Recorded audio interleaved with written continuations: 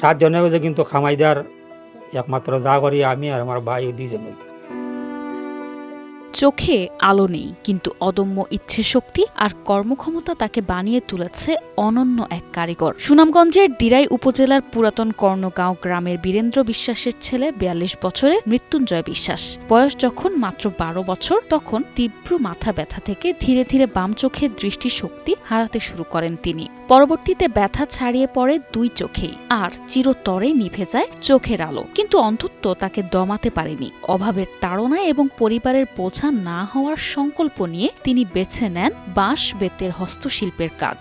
নিজের হাতে টুকরি, চাটাই, খালুই ও ছাই তৈরি করে তা বিক্রি করে চালিয়ে যাচ্ছেন 5 সদস্যের সংসার। নগদ নিয়ে এলো হার না মানা হার অফার। সর্বনিম্ন 10,000 টাকা রেমিটেন্স নগদে পাঠালে থাকছে স্বর্ণের হার জেতার সুযোগ।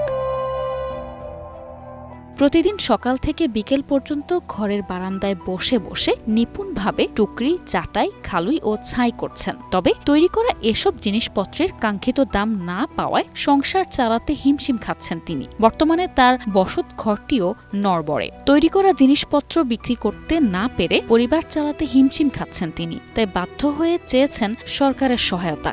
তখন পয়সার অভাবে চিকিৎসা করতাম পারছি না, গেছি সময় মতো যাইতাম পারছি না, অসময়ে গেছি।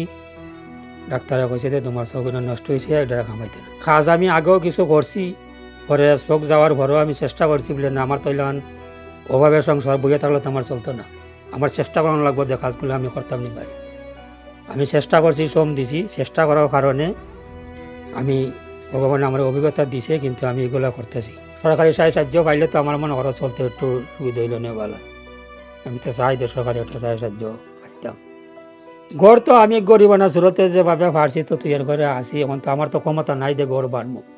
সরকার থেকে যদি আমার একটা গড় দিত বা এরকম সাহায্য পাইতাম তো আমার চলতে একটু সুবিধা হইতো। প্রতিবেশীরাও মৃত্যুঞ্জয়ের এই সংগ্রামী ও পরিশ্রমী রূপের প্রশংসা করেন। তাদের মতে একজন সুস্থ মানুষও এভাবে বাঁশ বেত দিয়ে এত সুন্দর জিনিস তৈরি করতে পারেন না। মৃত্যুঞ্জয় তা অত্যন্ত দক্ষতার সাথে করেন। তার পাশে দাঁড়ানোর আহ্বান জানিয়েছেন প্রতিবেশীরাও। বালা মাসে বাস কাটলে আত কাটতে উঠতে বিনাশ হয়ে যায়, কিন্তু সে যে অন্ধ হয়েছে, সে যে আত কাটে, আত যে ওইটা তার আত কোনো কাটে উঠে না। সে যে বেত তুলে আগুলো বানায়, মুড়ি দেয়, সম্পূর্ণ খাওয়া দাওয়া করতে পারে। চিকিৎসা করছে, ওষুধ খাইছে, মনে হয় ওষুধে অ্যাকশন করছে না, এক চোখ নষ্ট হয়ে গেছে গিয়া। পরবর্তীতে এই চৌকের লাগি ঢাকা গেছে, ঢাকা গিয়া 2 মাস রয়েছে।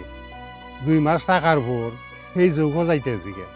এরপরে এটা গেছি গা। ওই যদি সরকারে কোনো সাহায্য তারে করতো অবশ্যই আমরা এলাকাবাসী সহ খুশি হইলাম। চোখ অন্ধ, এখন কি করবো, সে ওইভাবেই তার বেত যে তুললে তার ওই বেত তুলে আছে, কারণ খুব কষ্ট করে কাজ করে। তার পরিবারটা যে কিভাবে চলে সে ওই একমাত্র পালায়। তবে বর্তমানে নিত্যপণ্যের উচ্চমূল্য আর বাঁশের দাম বেড়ে যাওয়ায় চরম বিপাকে পড়েছেন মৃত্যুঞ্জয়। আগের মতো সাধারণ ক্রেতারাও আর পাইকারি বা খুচরা দরে তার তৈরি জিনিস কিনতে বাড়ি আসেন না। দিন যতই যাচ্ছে বেঁচে থাকা তার জন্য আরো কঠিন হয়ে পড়ছে। ভাঙাচোরা টিনের ঘরে মানবেতর জীবনযাপন করছেন এই সংগ্রামী শিল্পী। এমন পরিস্থিতিতে অসহায় মৃত্যুঞ্জয়ের পাশে দাঁড়ানোর আশ্বাস দিয়েছেন উপজেলা প্রশাসন। বন্ধ হলো, কিন্তু উনি তার জীবন শক্তি কিন্তু থামিয়ে দেননি। উনিও তার অদম্য মনোবলের কারণে এবং সমাজের ভালো মানুষ তথা আমাদের সরকারি বেসরকারি উদ্যোগের কারণে কিন্তু উনি অনেকটাই তার ভাগ্য নিয়ে ঘুরে দাঁড়িয়েছেন। তারপরেও প্রতিবন্ধকতা রয়েছে। অনেক ক্ষেত্রে আমরা যেটা খোঁজ পেয়েছি যে উনি অসুস্থ, তাই আমরা ওনার যেন সুচিকিৎসা হয় সেই বিষয়ে আমরা যথাযথ পদক্ষেপ নিব। পাশাপাশি তার পরিবার পরিজন যারা রয়েছে, কিভাবে উনি দিন যাপন করতেছেন সেই বিষয়ে আমরা খোঁজ নিব। অভাব আর অন্ধত্বকে পেছনে ফেলে যিনি এতদিন নিজের পরিশ্রমে মাথা উঁচু করে বেঁচেছিলেন, সমাজের বিত্তবানদের পাশাপাশি সরকারি সহায়তা পেলে হয়তো তিনি ঘুরে দাঁড়াতে পারবেন নতুন করে। নিশা আলম, 21 টেলিভিশন।